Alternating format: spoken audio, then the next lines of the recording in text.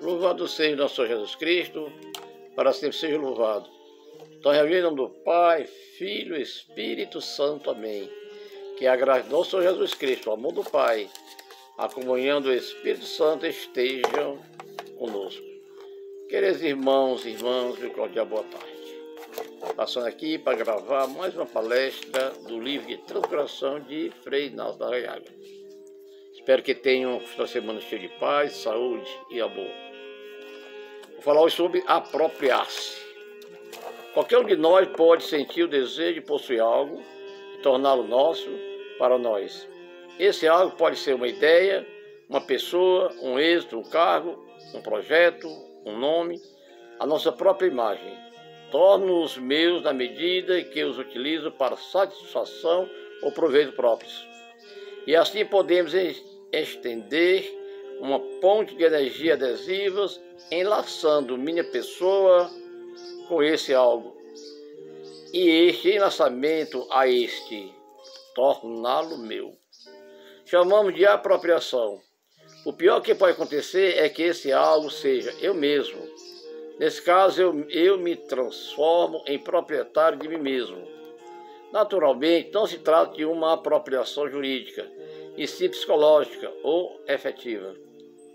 O ser humano, então, pode estabelecer instintivamente e sem perceber um vínculo emotivo de posse, um desejo vivo de torná-lo meu e para mim, uma tendência a agarrar-me a algo usando as mãos, das minhas energias mentais e afetivas. Quando o proprietário, ligado emocional e possessivamente a algo, presente que sua apropriação está ameaçada ou há o risco de perdê-la, ocorre uma descarga de energia emocional em defesa das propriedades ameaçadas. É o medo que rapidamente pode tomar, de acordo com o ocaso, a forma de sobressalto, ansiedade e agressividade. O temor é guerra, ou seja, a propriedade necessita de armas que a defendam e de uma posição defensiva. O proprietário salta para a ofensiva e aí se fazem presentes as armas que defendem as propriedades. Rivalidades, partidarismos, discórdias, agressividade e toda a espécie. Isso, por sua vez, rouba ao proprietário a alegria de viver. Rouba-lhe também a liberdade interior, porque o proprietário fica preso e dominado pela propriedade. Torna-se escravo de sua propriedade. Por outro lado, perde também a visão proporcional da realidade. Minimiza ou superestima os acontecimentos, de acordo com seus temores ou desejos. Não pode ver as coisas tais como elas são, mas à luz de suas ficções e interesses. Tudo isto faz o proprietário viver na ansiedade e insegurança. Em suma, a apropriação é escravidão, tristeza e guerra. É visível por contraste que só os humildes e vazios de si poderão habitar no reino da harmonia, da sabedoria e da paz. Somente os humildes são livres, só os humildes são felizes. Um orientador apropria-se de seu serviço quando, ao aplicar as sessões, o faz no segredo de seu coração e certamente sem perceber. Para obter a adesão, a estima ou simpatia dos participantes das oficinas, buscando sentimentos gratificantes como o elogio e está bem ou outros sentimentos como o reconhecimento, o agradecimento.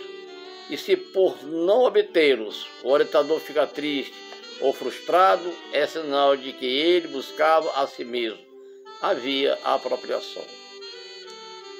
Um responsável ou orientador apropria-se do cargo quando, em vez de fazer do cargo um serviço, serve-se dele tomando como uma plataforma para projetar a si mesmo, para sentir-se importante, para saborear a satisfação e a glória que o cargo lhe proporcione. é sinal de que há apropriação quando um responsável não age nem permite que os outros atuem ou quando torna os irmãos subordinados a ele, dependentes e dominados, organizando sutilmente grupos aliados a ele para a defesa de seus interesses. Quando entre os participantes de oficinas, grupos comunitários de uma cidade ou uma equipe local ou nacional surge e se arrastam, às vezes por longo tempo, discórdias e partidarismo, é sinal de que alguns ou todos buscam a si mesmos, chocando os interesses pessoais de uns contra os outros, descuidando a glória de Deus. Quando os responsáveis, seus diferentes níveis, agarrados ao poder, procedem em relação com os seus súditos com arbitrariedade, decisões caprichosas e injustas, o abuso de poder é sinal de que buscam a si mesmos, agindo movidos por rasos motivos, egoístas que nem eles mesmos conseguem vislumbrar. E seria o cúmulo se o fizessem invocando o nome de Deus. E nunca falta aquele que se crê vítimas, mendigando a compaixão e deixando-se levar por complexos de inferioridades ou manias de perseguição.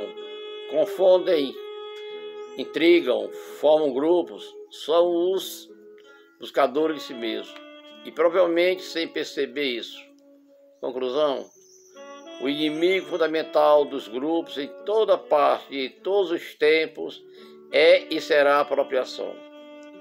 A condição básica para que os grupos cheguem a ser para sempre no seio da igreja um instrumento de feliz evangelização é que os orientadores se tornem passo a passo desapropriados e vazios de si, pobres e humildes de coração. No entanto, quase ninguém se dá conta, está metido no jogo da apropriação e fica extremamente difícil descobrir as motivações que jazem sob a conduta apropriadora. Porque sempre e em tudo, cada qual acredita agir com uma intenção correta e, por outro lado, é muito difícil para os apropriadores fazer uma verdadeira autocrítica, pois com frequência estão ofuscados pela imagem de si mesmos e carentes da estima popular. O mistério se consuma no mundo das intenções e motivações, um mundo desconhecido para nós mesmos, e não raro, quando acreditávamos estar agindo corretamente, as moras secretas que impulsionavam a conduta eram filhos disfarçados do amor próprio. Assim como a avestruz esconde a cabeça debaixo da asa para não ver o caçador, o amor próprio, o eu, se disfarça, engana a si mesmo, escondendo-se sob as asas das razões, que quase sempre são desculpas e pretextos para enganar os outros. Os apropriadores não tomam consciência, seja porque não querem ou não podem, pois lhes é difícil reconhecer que estão envolvidos num jogo de interesses camuflados, promovidos pelo orgulho da vida e da imagem inflada de si mesmo. Precisamos viver permanentemente em estado de alerta, aproximar-nos do mundo secreto e inconsciente das motivações, para retificar sem cessar as intenções e para que Deus, seus próprios interesses, seja o motivo inicial e final de toda a nossa ação. Peçamos ao Espírito Santo de joelhos, com fervor e sem cessar o espírito de discernimento e, sobretudo, o espírito de humildade. Shalom para você.